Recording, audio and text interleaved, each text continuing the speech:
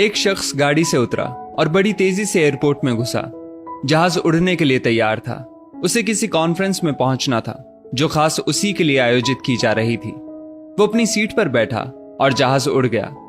अभी जहाज कुछ दूर ही उड़ा था कि कैप्टन ने ऐलान किया, तूफानी बारिश और बिजली की वजह से जहाज का रेडियो सिस्टम ठीक से काम नहीं कर रहा, इसलिए हम करीबी एयरपोर्ट पर उतरने के लिए मजबूर हैं। जहाज लैंड होते ही अब वो शख्स बाहर निकला और कैप्टन से शिकायत करने लगा कि उसका एक एक मिनट कीमती है और होने वाली कॉन्फ्रेंस में उसका पहुंचना बहुत जरूरी है। पास खड़े दूसरे मुसाफिर ने उसे पहचान लिया और बोला, डॉक्टर पटनायक, आप जहां पहुंचना चाहते हैं टैक्सी द्वारा यहां से केवल 3 घंटों में पहुंच सकते हैं। डॉक्टर ने उस शख्स का शुक्रिया अदा किया और टैक्सी लेकर निकल पड़ा। लेकिन ये क्या, आंधी तूफान और मूसलाधार बारिश ने गाड़ी का चलना मुश्किल कर दिया। फिर भी ड्राइवर गाड़ी चलाता रहा। अचानक ड्राइवर को एहसास हुआ कि वो रास्ता भटक चुका है। नाउमीदी के उतार चढ़ाव के बीच उस शख्स को एक छोटा सा घर दिखा।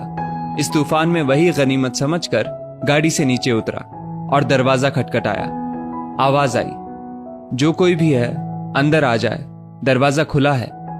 अंदर एक बुढ़िया आसन बिछाए भगवत गीता पढ़ रही थी। उसने कहा, माँ जी, अगर इजाजत हो तो आपका फोन इस्तेमाल कर लूं। बुढ़िया मुस्कुराई और बोली, बेटा, कौन सा फोन? यहाँ ना बिजली है ना ही फोन। लेकिन तुम बैठो, सामने चरणामृत रखा है, पी लो, थकान दूर हो जाएगी। और खाने के लिए भी कुछ ना कुछ फल मिल जाएगा, खा लो ताकि आगे सफर के लिए कुछ शक्ति आ जाए। डॉक्टर ने शुक्रिया अदा किया और चरणामृत पीने लगा। बुढ़िया अपने पाठ में खोई थी कि डॉक्टर की नजर उनके बगल में पड़ी।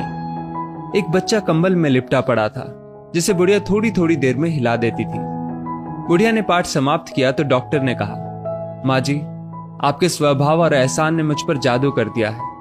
आप मेरे लिए भी दुआ कर दीजिए, ये मौसम साफ हो जाए। मुझे उम्मीद है आपकी दुआएं जरूर कबूल होती होंगी। बुढ़िया बोली, नहीं बेटा, ऐसी कोई बात नहीं। तुम मेरे अतिथि हो और अतिथि की सेवा ईश्वर का आदेश है। मैंने तुम्हारे लिए भी दुआ की है। परमात्मा का शुक्र है, उसने मेरी हर दुआ सुनी है। बस एक और दुआ मैं उससे मांग रही हूं, शायद जब वो चाहेगा उसे भी कबूल कर लेगा। कौन सी दुआ? डॉक्टर ने पूछा। बुढ़िया बोली, ये जो 4 साल का बच्चा तुम्हारे सामने अधमरा पड़ा है, मेरा पोता है।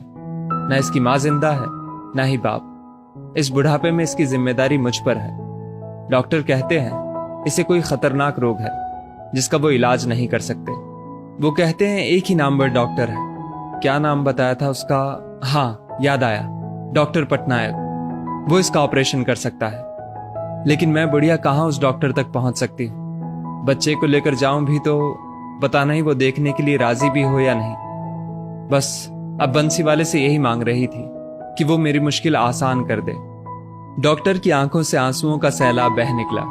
वो रूंधे कंठ से बोला, माई, आपकी दुआ ने हवाई जहाज को नीचे उतार लिया, आसमान पर बिजलियां कौंधवा दी, मुझे रास्ता भुलवा दिया ताकि मैं यहां तक खींचा चला आऊं। हे भगवान, मुझे यकीन ही नहीं हो रहा कि कन्हैया एक दुआ कबूल करने के लिए अपने भक्तों की इस तरह भी मदद कर सकता है। दोस्तों, वो ईश्वर सर्वशक्तिमान है। जहां इंसान बेबस हो जाता है वहीं से उसकी परम कृपा शुरू होती है। यदि इस वीडियो ने आपका दिल छू लिया हो तो इसे लाइक शेयर अवश्य करें और ऐसी बेहतरीन वीडियोस के लिए हमारा पेज जरूर फॉलो कर लें। धन्यवाद।